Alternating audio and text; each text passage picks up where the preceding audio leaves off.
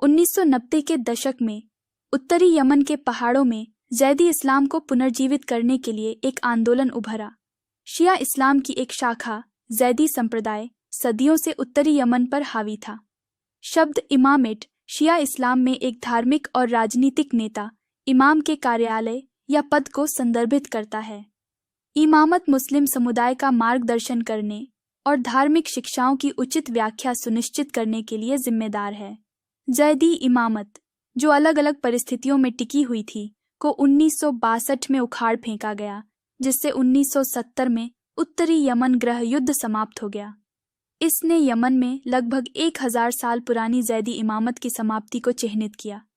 इमामत की समाप्ति के बाद उत्तरी क्षेत्र, मुख्यतः जैदी, हाशिए पर चले गए और जैडिज्म, जो कभी इमामत से जुड़ा था, हौती आंदोलन से जुड़ गया। हालांकि सभी जैदी हौती नहीं हैं। हुसैन बद्रुद्दीन अल हौती, जिन्हें आधिकारिक तौर पर अंसार अल्लाह के नाम से जाना जाता है, एक पूर्व सांसद और प्रमुख जैदी धार्मिक विद्वान ने जैदी सिद्धांत सिखाने वाले युवा शिविरों का नेतृत्व किया। उन्होंने 9/11 के बाद सरकारी भ्रष्टाचार और अमेरिका के साथ संबंधों के खिलाफ भी बोलना शुरू कर दिया और तत्कालीन राष्ट्रपति अली अब्दुल्ला सालेह पर अमेरिकी प्रभुत्व को बढ़ावा देने का आरोप लगाया। 2004 में सना की ग्रैंड मस्जिद में अल हौती के आलोचनात्मक उपदेशों के बाद सालेह ने उसकी गिरफ्तारी का आदेश दिया। इससे हौती आंदोलन के आसपास केंद्रित एक सशस्त्र टकराव और विद्रोह छिड़ गया। यमनी सेना ने उस वर्ष के अंत में अल हौती को मार डाला, लेकिन विद्रोह इस मंत्र के तहत जारी रहा कि ईश्वर महान है, अमेरिका को मौत, इजराइल को मौत, यहूदियों को धिक्कार, इस्लाम की जीत। समूह ने 2004-2010 के बीच यमनी सरकार के साथ 6 युद्ध लड़े। क्रूर सरकारी कार्रवाई ने पूरे यमन में आक्रोश भड़काकर हौथी रैंकों को भड़का दिया। अरब स्प्रिंग अराजकता ने हाउथिस के उत्थान को कैसे बढ़ावा दिया? 2011 में मध्य पूर्व में अरब स्प्रिंग प्रदर्शनों के हिस्से के रूप में यमन में बड़े पैमाने पर विरोध प्रदर्शन शुरू हो गए। 3 दशकों तक सत्ता में रहने के बाद राष्ट्रपति अली अब्दुल्ला सालेह को उसी वर्ष पद से हटा दिया गया। देश में राजनीतिक उथल पुथल के बीच प्रतिस्पर्धी समूहों में सत्ता और प्रभाव के लिए होड़ मच गई। सुधार और लोकतंत्र में परिवर्तन की मांग को लेकर वर्षों तक विरोध प्रदर्शन जारी रहे। इस विस्तारित अशांति के दौरान हौथी विद्रोहियों ने महत्वपूर्ण लाभ कमाया। उन्होंने सरकारी पक्षाघात से जनता की निराशा का फायदा उठाया और क्षेत्र पर अपना नियंत्रण बढ़ाया। हौथिस ने अपनी सैन्य कार्रवाइयों को भ्रष्टाचार से लड़ने और गरीबी और अस्थिरता से जूझ रहे यमनियों की रक्षा के रूप में पेश किया। यह संदेश व्यापक रूप से गूंजा, जिससे उनकी लोकप्रियता बढ़ी। सेना का ध्यान शहरी अशांति पर केंद्रित होने के कारण हौथी लड़ाकों को प्रमुख सड़कों और आपूर्ति लाइनों के साथ ग्रामीण क्षेत्रों पर कब्जा करने में बहुत कम प्रतिरोध का सामना करना पड़ा। इससे उत्तरी गढ़ों में उनकी पकड़ मजबूत करने में मदद मिली। 2014 तक हौथिस ने बदलाव की मांग करते हुए राजधानी सना पर मार्च करने का साहस महसूस किया। उन्हें मामूली विरोध का सामना करना पड़ा, क्योंकि लोगों ने उन्हें येमेनी लोगों के हक में समझा। इसने हौथिस के लिए अंततः सना पर कब्जा करने और अरब स्प्रिंग के बाद यमन की संक्रमणकालीन सरकार को गिराने का मार्ग प्रशस्त किया। इसलिए जबकि 2011 की अरब स्प्रिंग रैलियों ने तानाशाही पर हमला किया, अराजकता और नेतृत्व शून्यता ने हौथी विद्रोहियों को नाटकीय रूप से अपनी शक्ति का विस्तार करने में सक्षम बनाया, जिससे वे आज के गृहयुद्ध की ओर अग्रसर हो गए।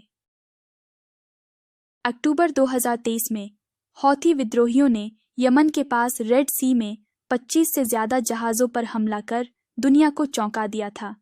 महत्वपूर्ण शिपिंग लेन मध्य पूर्व के अधिकांश हिस्से को आयात की आपूर्ति करने में मदद करती है। ये हमले गाजा में इजराइल और हमास आतंकवादियों के बीच लड़ाई के ठीक बाद हुए। हौथिस ने कहा कि उन्होंने फिलिस्तीनियों के साथ एकजुटता दिखाते हुए अपने समुद्री हमले शुरू किए। यह हमले हौथिस को 2 तरह से फायदा दे रहे हैं। एक तो यह यमन वासियों का ध्यान हौथिस के कमजोर शासन से भटका रहे हैं। दूसरी तरफ ये सऊदी अरब को भी एक संदेश है, जिसके साथ हौथिस 2015 से ही लड़ रहे हैं। विद्रोहियों के पास अब बेहतर मिसाइल और ड्रोन हैं, जो उन्हें पहले की तुलना में अधिक दूर तक हमला करने में सक्षम बनाते हैं। जानकारों का मानना है कि हथियार गुप्त रूप से ईरान से आए हैं, जो हौथी के अमेरिकी विरोधी और इजराइल विरोधी रुख का समर्थन करता है। हौथीस का दावा है कि वे सावधानीपूर्वक केवल इजराइल से जुड़े जहाज़ों को निशाना बना रहे हैं, लेकिन उन्होंने अन्य जहाज़ों को भी नुकसान पहुंचाया है। एक दक्षिण कोरियाई टैंकर का अपहरण भी किया है और वैश्विक व्यापार को बाधित कर दिया है। अधिकांश यमनवासी फ़लस्तीनियों की रक्षा करने वाले हौथियों का समर्थन करते हैं, लेकिन विद्रोहियों के जोखिम भरे नौसैनिक हमलों का उल्टा असर हो सकता है और वे अंतर्राष्ट्रीय समर्थन खो सकते हैं। फिलहाल हौथिस सख्त दिख रहे हैं क्योंकि उन्होंने दुनिया के सबसे व्यस्त समुद्रों में से एक पर अपना कब्जा बना लिया है। हौथिस का रेड सी के जहाज़ों पर हमला दुनिया के लिए सरदर्द बन गया है, चूंकि विद्रोहियों ने यूरोप, एशिया और उत्तरी अमेरिका के बीच एक महत्वपूर्ण व्यापार मार्ग को बाधित कर दिया है। कई जहाज़ अब स्वेज नहर से बचते हैं और इसके बजाय अफ्रीका के चारों ओर लंबी, महंगी यात्रा करते हैं। सुरक्षित मार्ग बहाल करने के लिए संयुक्त राज्य अमेरिका ने ऑपरेशन प्रॉस्पेरिटी गार्जियन नामक एक नौसैनिक बल तैयार किया। ब्रिटेन, कनाडा, इटली, स्पेन और 6 अन्य देश शामिल हुए। उनके युद्धपोत अब यमन के पास गश्त करते हैं। अमेरिकी और ब्रिटिश सेनाओं ने यमन के भीतर विद्रोहियों के मिसाइल ठिकानों पर भी हमला किया है। फिर भी जब तक इजराइल गाजा पर बमबारी करता रहेगा, हौथिस ने और अधिक हमले करने की चेतावनी दी है। ऐसा प्रतीत होता है कि उनके हथियार और प्रौद्योगिकी की आपूर्ति ईरान द्वारा की गई है। इसलिए अमेरिकी नेतृत्व वाली टास्क फोर्स का लक्ष्य अवैध हथियारों की खेप को भी रोकना है। मिसाइलों और ड्रोन की आपूर्ति रोकने से भविष्य में होने वाले हमलों को सीमित किया जा सकता है, लेकिन सीधे तौर पर हौथिस से लड़ने से अन्य देशों का यमन के गृह युद्ध में और गहराई से उतरने का जोखिम बढ़ जाता है। फिलहाल नौसैनिक गठबंधन हौथिस हिंसा के खिलाफ एकता से खड़ा है।